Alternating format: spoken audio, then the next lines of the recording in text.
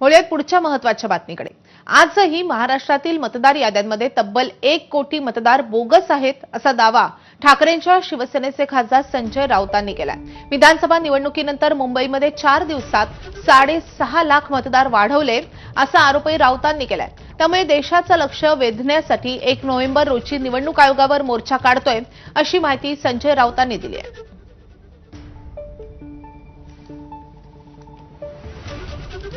96 लाख म्हणजे मी ज्याला आपण राऊंड फिगर म्हणतो ते 1 कोटी। 1 कोटी मतदार बोगस असणे म्हणजे निवडणुकीचा निकाल पूर्ण या बोगस मतदारांच्या हातामध्ये आहे। आता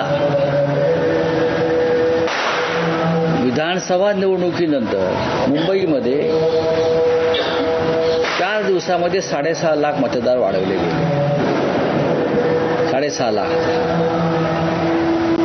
हा काय प्रकार आहे? कुठून येतात?